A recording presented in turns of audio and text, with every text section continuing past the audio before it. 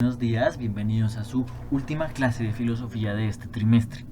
En esta oportunidad vamos a centrarnos en las respuestas éticas tras la muerte de Dios o ante la muerte de Dios. Recuerden que este ha sido toda la línea de pensamiento que hemos pensado, todo este problema del que nos hemos ocupado a lo largo de este trimestre.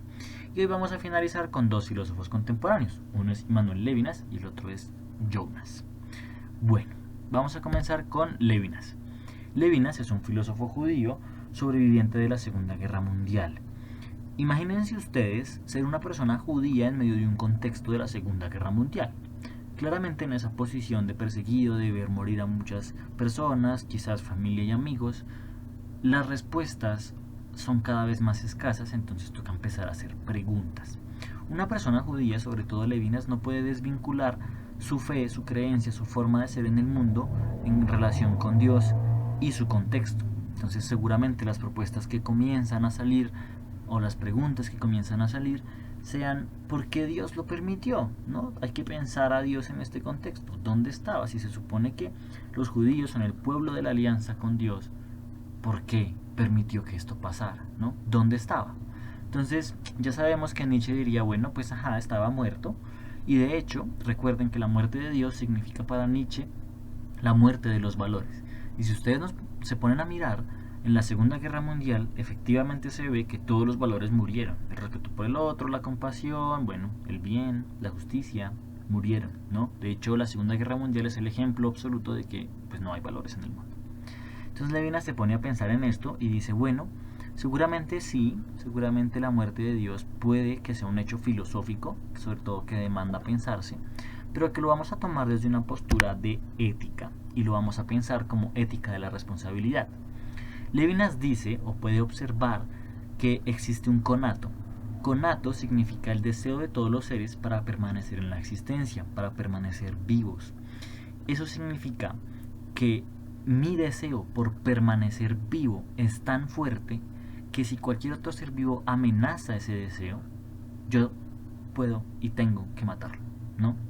Y de hecho eso lo vemos en la naturaleza, ¿no? Sabemos que si dos leones se ponen a pelear, pues necesariamente uno muere, ¿no? No es que se pongan a dialogar y encuentren un punto en común, un acuerdo, hagan unos pactos, unos compromisos. No, realmente si su instinto de vida es luchar contra el otro y sobrevivir, ese otro que está amenazando mi vida tiene que morir. Y así fue que funcionó la vida mucho tiempo, imponiéndose sobre los otros, matando incluso a los otros. Eso ha hecho que socialmente nosotros nos veamos como enemigos y además de eso, pues causemos guerras, muerte, sufrimiento, todo lo demás para lograr imponernos sobre el otro. Por ejemplo, en la Segunda Guerra Mundial, el partido nazi o los nazis en general tenían que imponer o sentían la necesidad de imponerse sobre la vida de los seres que creían que eran una amenaza para ellos. Los judíos, los negros, los homosexuales, bueno, y en fin, todas las poblaciones que estuvieron involucradas ahí.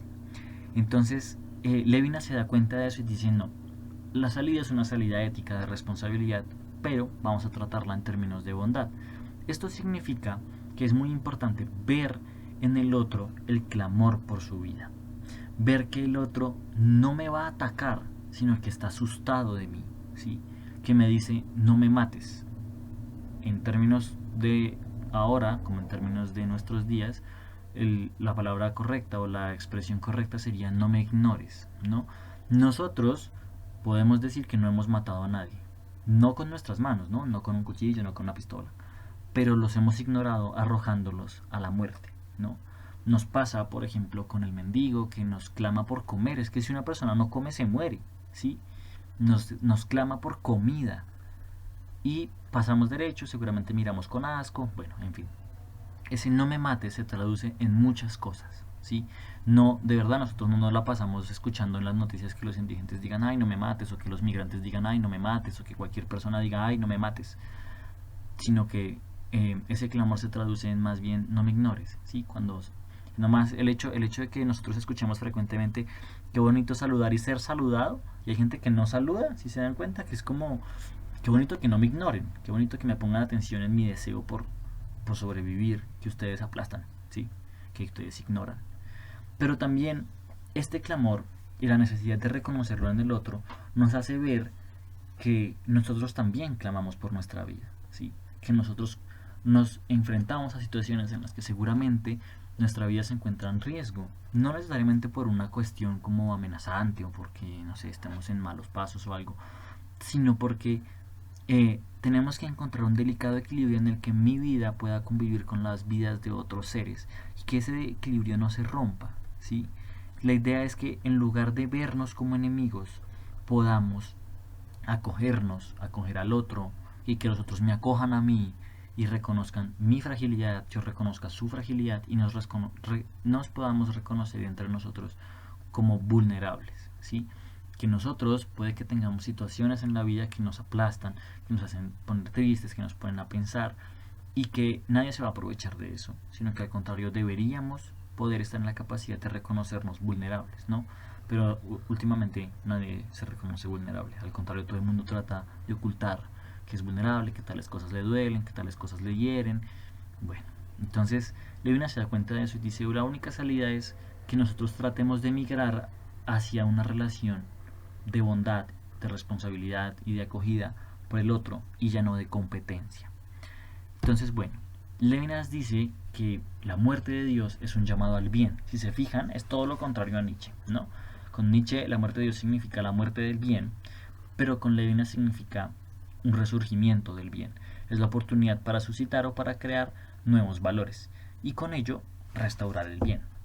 Entonces Levinas dice, miren, la bondad significa hacernos responsables del otro y de su sufrimiento. La bondad es la única relación que pudo sobrevivir a la muerte de Dios, ¿no?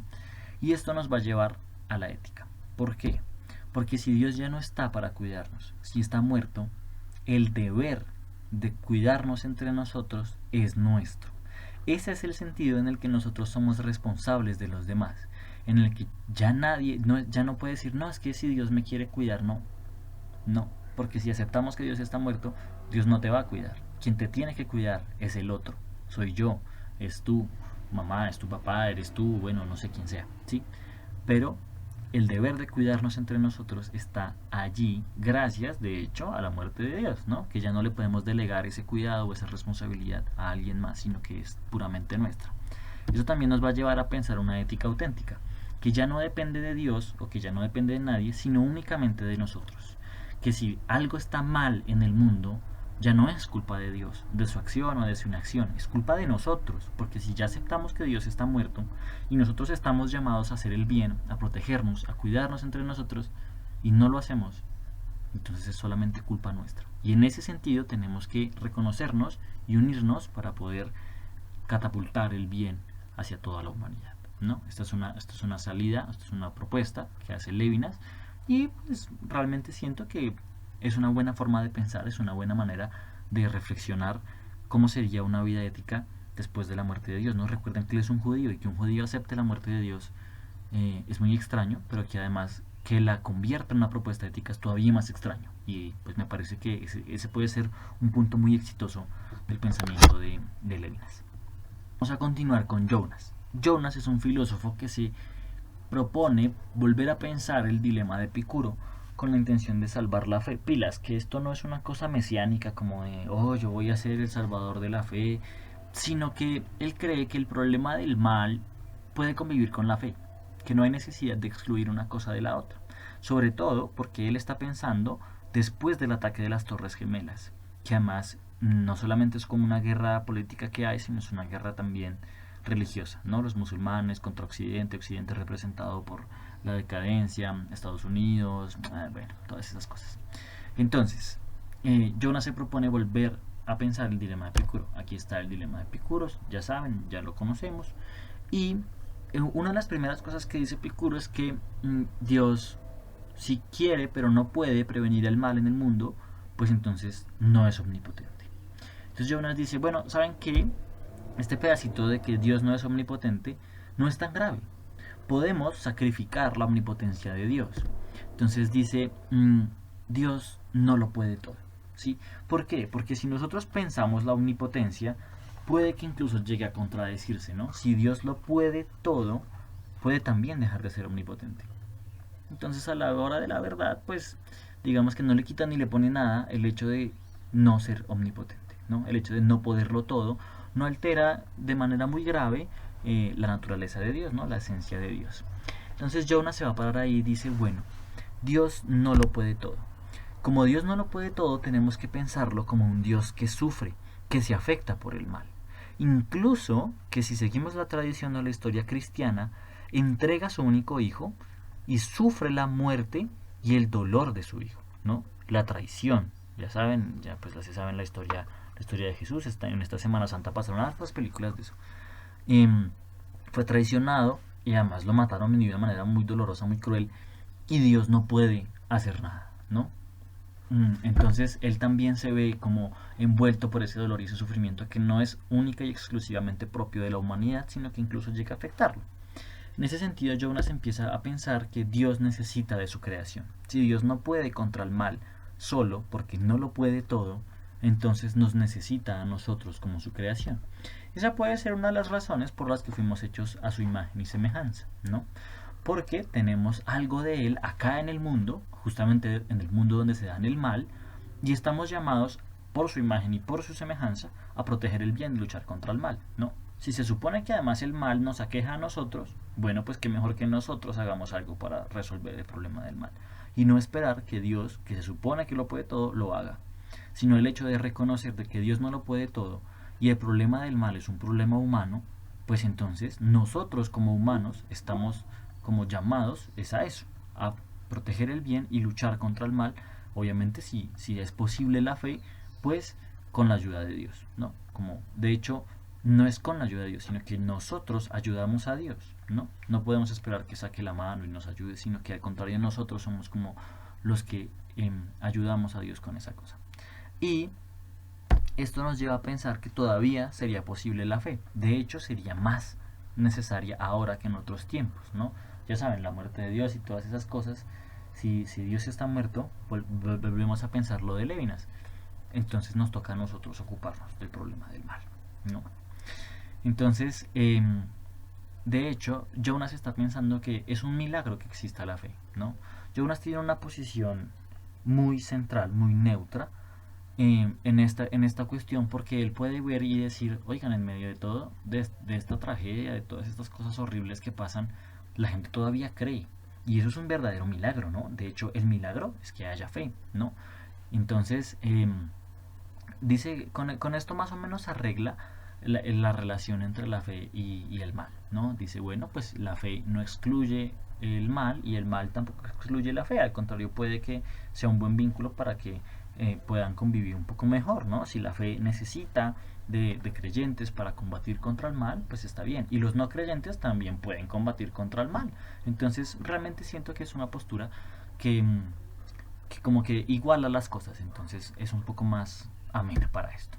Entonces, Levinas también dice que, perdón, discúlpenme, Jonas dice que hay que pensar el mal éticamente.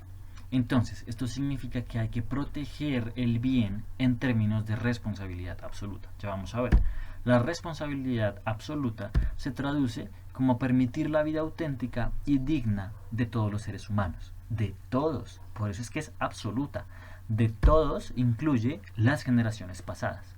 Pero ¿cómo uno puede proteger la dignidad o el bien de las generaciones pasadas? Ajá, pues con memoria, ¿no? No olvidar. Tomar del pasado aquello que nosotros consideramos o que fue considerado como maldad y no volverlo a repetir. No volverlo a repetir ahora y sobre todo no volverlo a repetir con las generaciones futuras, ¿no? La responsabilidad absoluta incluye también el futuro. Acuérdense, estamos en un proceso en el que estamos pensando más o menos cómo equilibrar la fe con la maldad.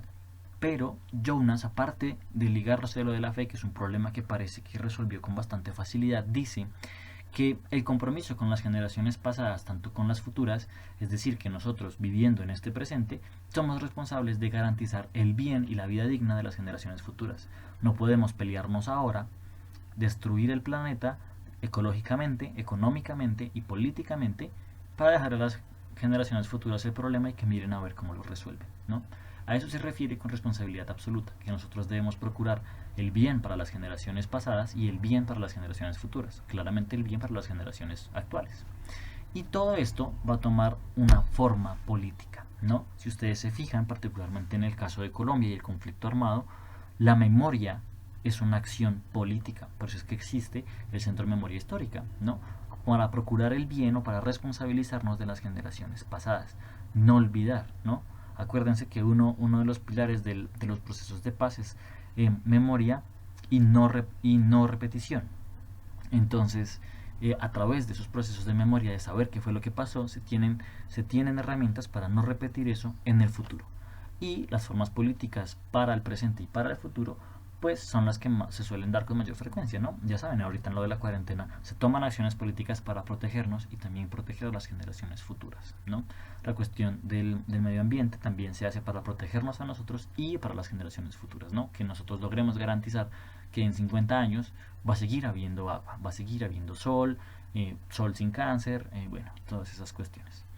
Esto más o menos es un resumen de lo que han pensado algunos filósofos sobre la responsabilidad ética que tenemos tras la muerte de Dios, ¿no? Parten de ahí para pensar cosas que se traducen también en acciones políticas. Entonces, de hecho, es otra forma de ver que el mal y la muerte de Dios, sobre todo, no solamente son un hecho trágico en la historia del pensamiento, sino que son una posibilidad para pensarnos a nosotros como sociedad, ¿no? Entonces, ¿quién diría que pensar la muerte de Dios nos llevaría a pensar la ética y también la política? Espero que hayan entendido, que estén muy bien, que sigan comiendo frutas y verduras. Si tienen alguna duda, algún comentario, no duden en decirme, estaré siempre disponible para ustedes. Espero podernos ver pronto. Lávense las manitos. Chaito.